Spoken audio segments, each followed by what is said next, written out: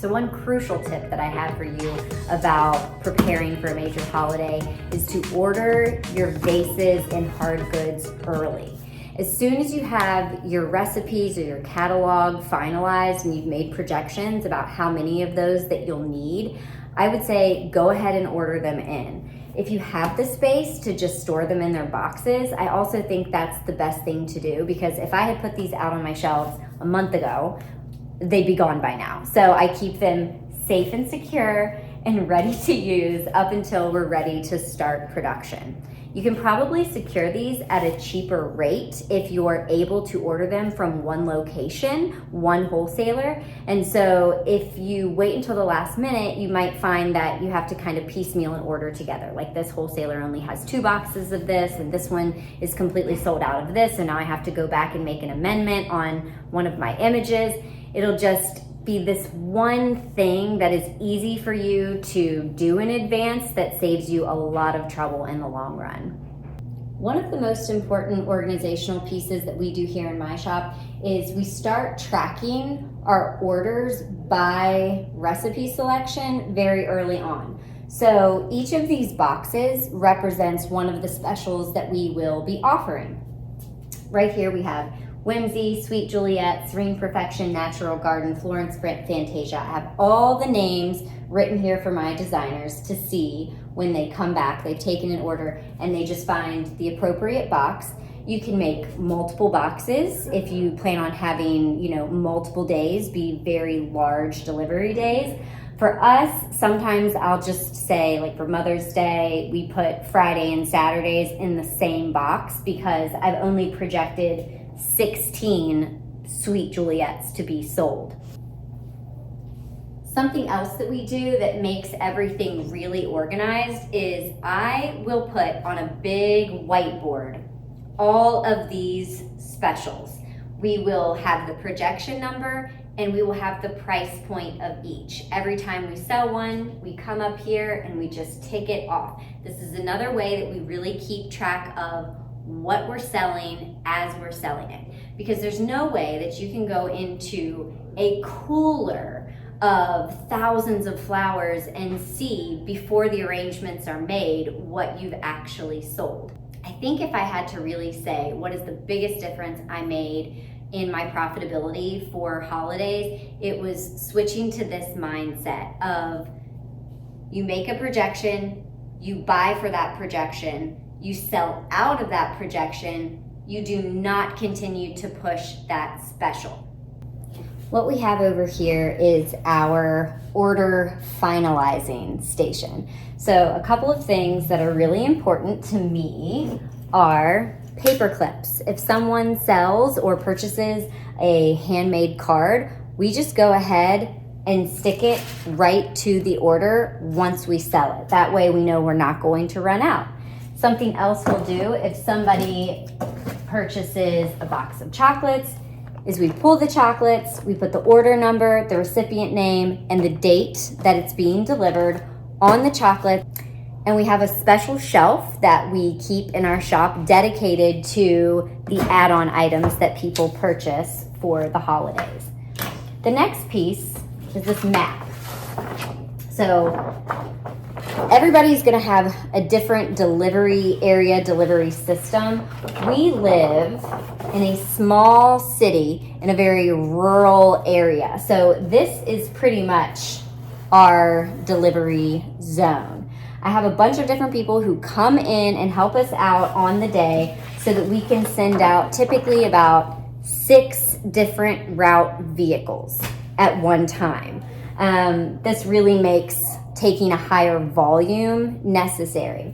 So in our point of sale system, of course, the map has the availability to route everything in the best way, but it doesn't necessarily do the best when it comes to, okay, if I only want to take this chunk and this section, and these are all of the businesses and schools. So I find that, the computer can do so much, but it really takes a human brain to figure this out.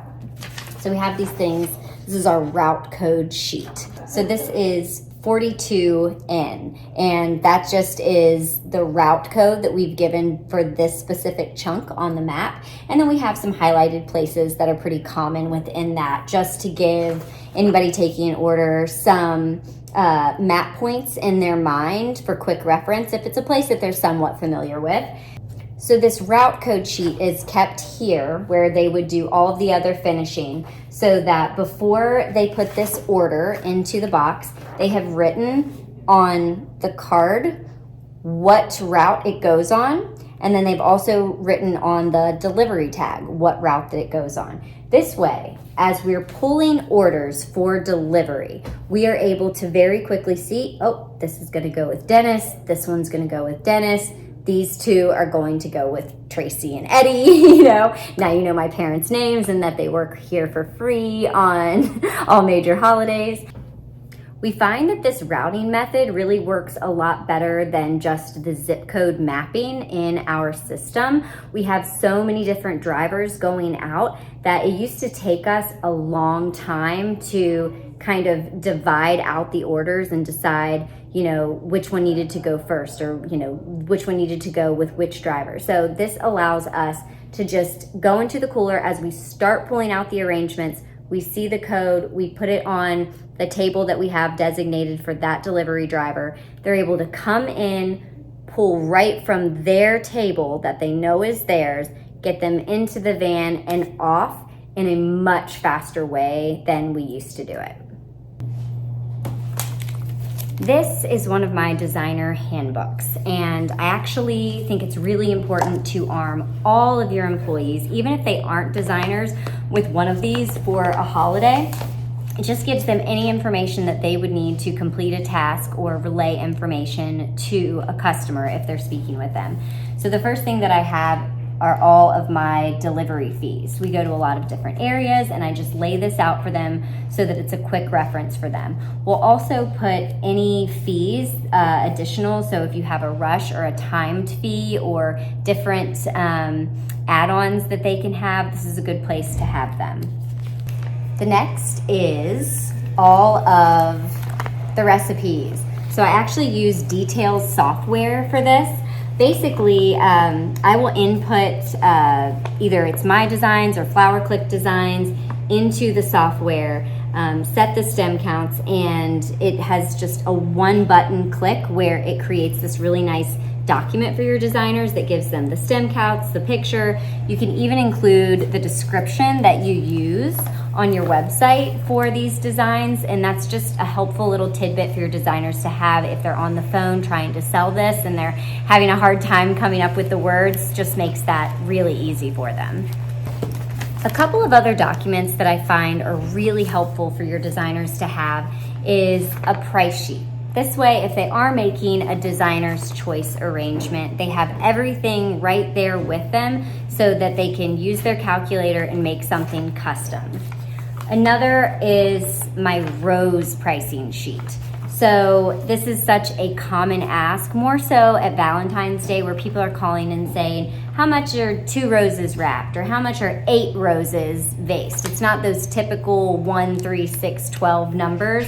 So I just go ahead and do all of that math. I'll also do that for carnations, just so if somebody, has just a quick question on a phone call and you need to give them an answer, maybe they're buying in bulk, they have this ready to go. The final thing that I've done in the past couple of years that I think makes the whole week easier on my employees is I give them a little bit of a schedule.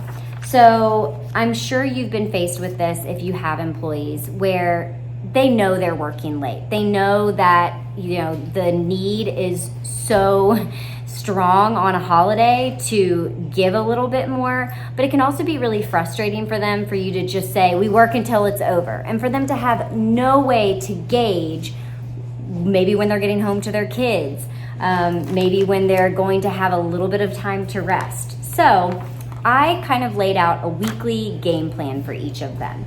This lets them know who I want in what role each day. So if I want Tiffany answering the first phone and Bryn being the one to help the first customer because that's really where she shines, that gives her the ability to kind of be prepared for what's going to be asked of her that day.